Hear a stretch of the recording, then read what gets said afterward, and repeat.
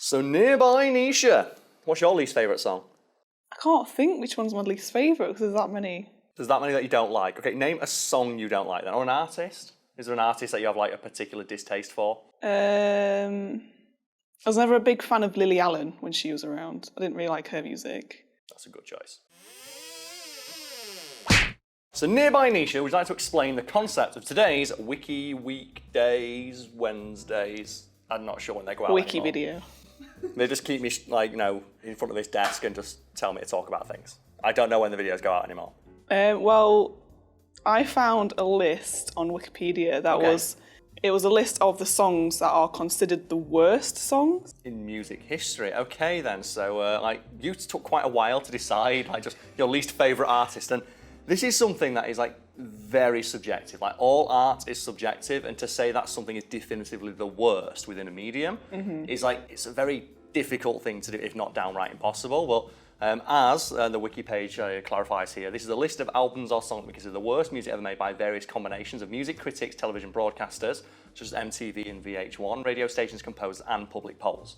So this is a meta-analysis of songs and albums considered to be the worst. And you said that you don't like Lily Allen. Is there a particular reason you don't like Lily Allen? Because for me, I don't like her as a person because she wrote this really rambling, full of herself essay about how it's wrong to steal music from artists that was largely plagiarised from a writer. And when she was called out on it, she's like, So, okay, so plagiarising artists is wrong, but you plagiarising a writer is fine? Yeah, just hypocritical. But none of her songs, to me sounded good. I didn't like any of her songs. So you're going to come towards my girlfriend right there, because she loves one of Lily Allen's songs. Which one? Not Fair.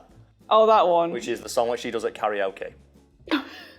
But it's an okay song, but then I don't choose to listen to it. And that's the thing, which is pretty relatable and something that's completely at odds with the way the internet functions, because the internet is fueled by anger. It is an observable phenomenon that the angrier you are in the thumbnail, or hyperbolic your disappointment or anger or rage is with a particular thing, the more likely you are to get clicks. People like to complain, don't they? Yeah. It's just a universal thing. We like to rant, we like to vent, we like to complain about things. And that is cathartic, and we are British, and we do love a good moan.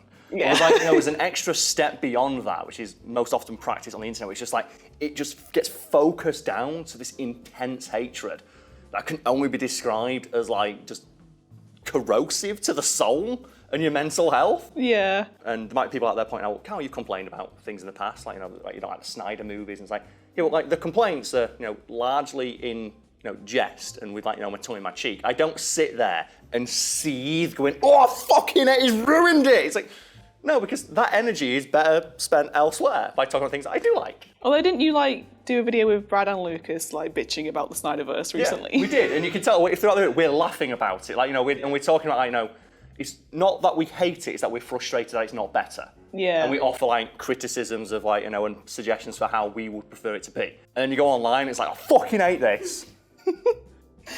Another thing I want to point out as well is I can appreciate good songs. You get them songs that everyone apparently loves. That are bangers, yes. But because you hear them that often, I'm just oh, they're okay. I can appreciate they're a good song. At parties, you always get Don't Stop Believing by Journey. I can appreciate it's a good song, but I don't go out of my way to listen to it. It's a fucking fantastic. Joe why? 'Cause I recently saw Journey play live, and that was fucking incredible. And I didn't know that the lead singer of Journey, Steve Perry, quit 30 years ago. And they just got some guy from the Philippines in. And me and my missus were watching it and it was who is this guy? Who's this? And he comes out and he sings, and we legitimately for a second thought they were using original audio of Steve Perry that he was miming along to. It's no, that's his voice. Oh wow. And we researched after the fact, it's no, they looked him up on YouTube and he did a cover song on YouTube that went viral, and the band's making the lead singer. Fair enough. And that song brought the fucking house down. I mean, it is different when it's live. I find it just gives you the feels. It's a good time for the song. But what era of music would you like to cover, Nisha? Because there's we have here from the 1950s to the 2010s and 20s, and half of that covers an era of time where we weren't even alive. I could start maybe from the 80s because I grew up listening to 80s songs. That's fair enough, yes. And do you have a favourite song from the 80s? Let's try and balance out some of these negatives and positives. Do you have a favourite 80s song? I have a couple of favourite 80s songs. Okay, go for it. So one is, we heard the band Talk Talk. I have not. And one thing I should clarify is we're going to play 1 second of every song we mention to try and avoid copyright, because we can't play any more than that. And if a song is not played after we mention it for 1 second, that means in the original edit, that artist tried to copyright claim this entire video for that 1 second. Yeah. So you know whether or not to listen to them again. But yeah, the band Talk Talk, they did a song called It's My Life. It was covered by No Doubt. I was about to say, yeah, I've heard that title for a song, but I don't recognise Talk Talk. No Doubt did a cover of it. But yeah, I like that one. That's another one of my girlfriend's favourite bands. I should mention these, because so that when she watches this back, she knows I listen to her. Because otherwise she'll be like, I can't believe they mentioned No Doubt and you didn't go. Yeah, No Doubt are great. Fantastic band. Tainted Love, Soft Cell, a classic. What else do I like? The Look of Love by ABC. So I don't know, there's a couple of you that I don't know, and for myself, people know what I'm going to mention. It's Africa by Toto, isn't it? Of course. This is the coach, it's a classic. Which is like, the obvious answer. To get a bit more obscure, I'm a big fan of the sound of songs from the 80s, like, the synth drums. Yeah. And I don't know how to describe, like, the guitars that sound like lasers a little bit, because they put that weird reverb effect on them, and you get just like this really, it's an indescribable sound that's just quintessentially 80s, and there's a lot of bands and groups and artists who've tried to recapture that sound in recent years, which has led to the creation of the genre synthwave. And I fucking love synthwave, because it's just like, it's great workout music, it's great background music, great party music. So I guess a few artists I'd like to shout out who have captured that sound from the 80s. Like Magic Dance is one of them. I highly recommend going to listen to some Magic Dance on Spotify. I'll just get my fucking phone out. So I'll shout out a few that are on my daily playlist here. So we have Tarzan Boy by Baltimora. Oh, I love that one. Fucking great song. Yes. We have One Night in Bangkok by Murray Head. Another one that's 80s inspired is the artist LeBrock, and I have the song Heartstrings here for people maybe wondering. This is basically giving people a glimpse of what we listen to when we're not making videos. And then, then Higher Love by Steve Winwood, of course. Oh yeah. That's a good one. I'm so fucking basic when it comes to my music tastes. Right up until you just start listening to my heavier stuff, and it's like, oh Carl, what are you doing, boy? I have I've mentioned it before, I have a variety of music on my Spotify, because if it sounds good, I'm going to listen to it. I don't care the genre. I don't know what mood I'm going to be in when I'm listening to music. Just on my way here today, I was listening to some 80s heavy metal, listening to Iron Maiden and some Joe Stump and some Joachim Malmsteen. And then another day I might be listening to the 80s, soft rock and or wuss rock as it's known in The Simpsons. Audience at home, let us know your least and favourite songs from these genres as well, because art is subjective, and there's some songs I already see on here that that's a pretty decent song. Why do people hate this? The first one, obviously, that I'm going to mention is the Birdie Song. Oh. Yeah, which obviously, it's an awful song. But that's right next to Sussudio by Phil Collins. I'm like, that's okay. That's not bad. I like Phil Collins. Who's got anything bad to say about Phil Collins? Genesis. He does a great soundtrack for Tarzan. Yeah. Tarzan film. And the only people who've got a bad thing to say about Phil Collins are Matt Stone and Trey Parker, because he beat him out for an Oscar for the South Park movie. That's the thing. Seeing Sussudio, and then it's just like Agadoo, which I have also seen live. I have seen Black Lace perform live at a nightclub, and they did Agadoo, and you know what? Brought the fucking house down. Oh, it's just like party songs, isn't it? Those songs tend to get looked down upon because they're made for fun. And it reminds me a lot of criticism of artists like Michael Bay. Mm-hmm. Where there's a famous comeback he had when a critic was sitting down your movies are terrible and full of explosions. He went, I make movies for teen boys, what a crime. Yeah. And it's they're not high art and I don't pretend that they are. I make movies to entertain people, my movies are entertaining. Yeah. It's not technically proficient, but it does get people up on their feet and dancing, and that's a skill. Exactly. How many good artists haven't got a song that you can dance to? It's like all the party songs, like Saturday Night, you got Macarena, that sort of thing. The Macarena. Cha-Cha Slide! The Cha-Cha Slide, that's like DJ Casper, let's go. And I think this is one that I actually agree with, where it's, we built this city. I quite like that song. I do, but I agree with the criticism here, which says, the single from the group, Knee Deep in the Hoopla, is obviously the worst song of all time. It's ranked #1 by Blender magazine and by the Rolling Stone of the worst song of the 80s. It was called the worst song of all time by GQ, and the AV Club have named it one of the worst songs of all time. Wow. It's also been disowned by the group's co-lead. So the co-creator of the song disowned it. But, as you said, it's a bop. Yeah, I like As bad as it is, it gets people on their feet dancing. It's on my Spotify playlist. But it's in that way where you mentioned, like, Don't Stop Believing, where it gets played so much, and that's why people don't like it. And I feel like if the song wasn't as overplayed as it has been, would it be a song that people dislike? It's like the Nickelback songs, isn't it? Yeah. Like Rockstar and How You Remind Me. Both of which are pretty good songs, but they got so much play on the radio, you got sick of them. I quite like, by Nickelback, I like Someday.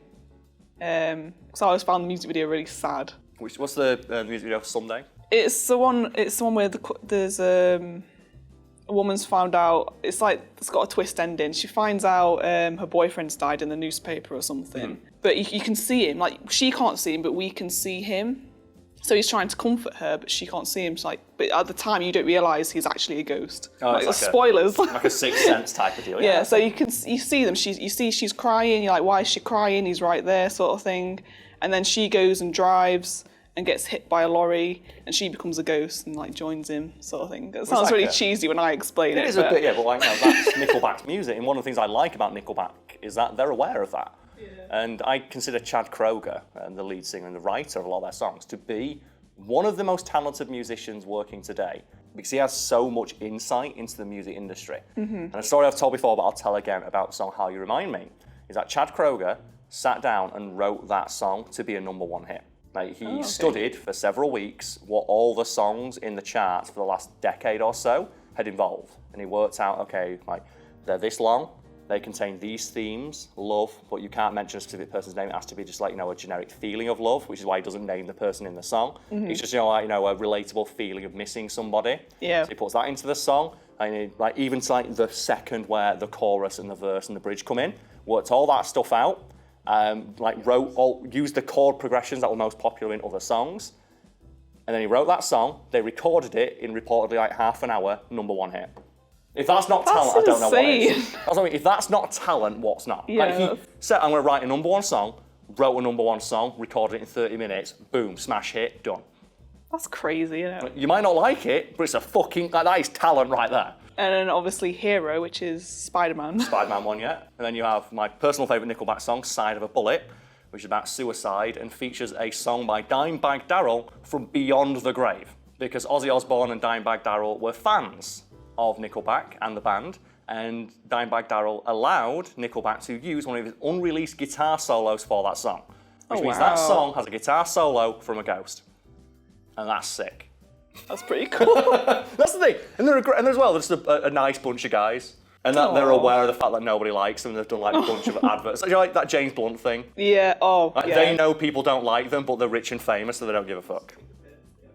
Now, do you want to move swiftly on to the 90s? Oh, God, now. Yeah, go on then. No. What? No. It's the villain of the channel, Nisha. Mr. Blobby. Mr. Blobby. No. Mr. Blobby. No, Mr. Blobby. He's back. Mr. Blobby. Oh, God, that song haunts my dreams. And you know what you're going to get now? I bet whoever does the edit for this one is going to have like a Mr. Blobby creeping in, because I fucking hate Mr. Blobby. Now you've said it, yeah. It looks like a diseased penis ate him. Oh, no. The other thing is, do you know what? For this edit, like for the Mr. Blobby song, let's see if we can put more than 1 second in. Just so people know.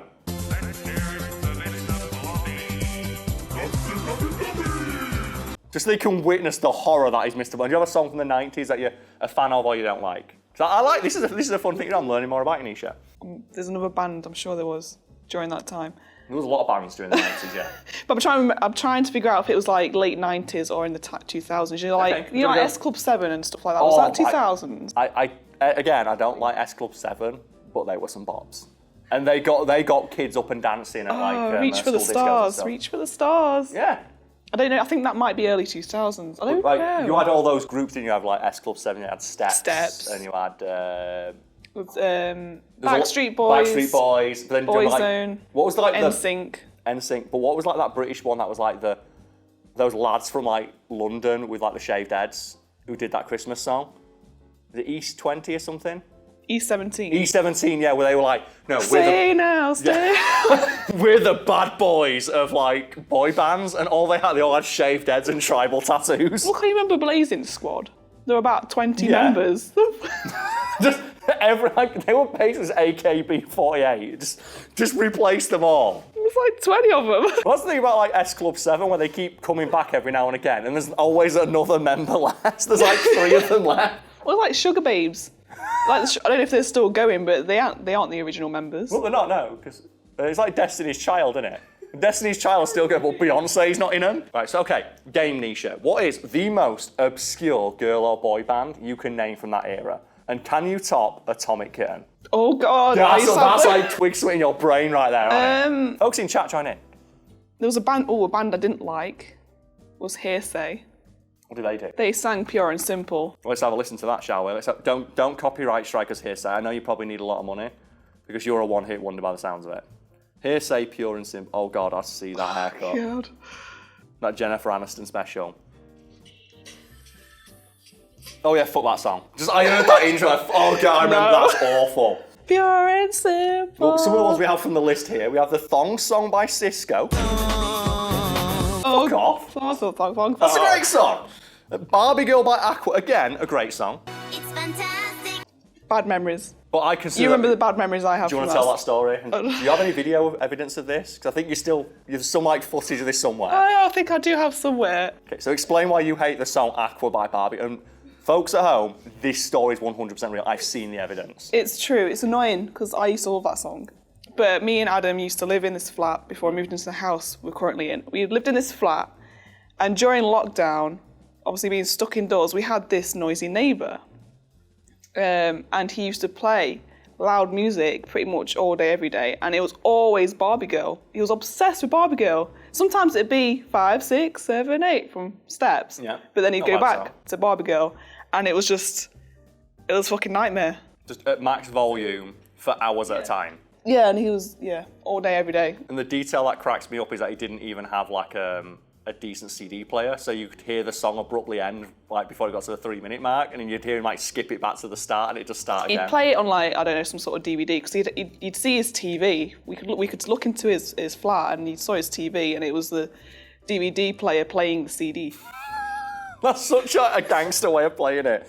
That's a shame because like Barbie Girl is such a great song. And I remember like they've got that new Barbie Girl movie coming out with like Margot Robbie. Oh yeah. And they confirm we're not playing the Barbie Girl song. So what's the fucking point then? I have no idea what it is. Ooh, my friend's calling me. Craig. Right. All right, mate. All right, how are we doing? You all right? Yeah, not too bad. Just recording something right now. Do you happen to have a least favourite song? A least favourite song? Yeah, is there a song you really don't like? There's lots that I really, really don't like. Yeah, what's your least favourite song?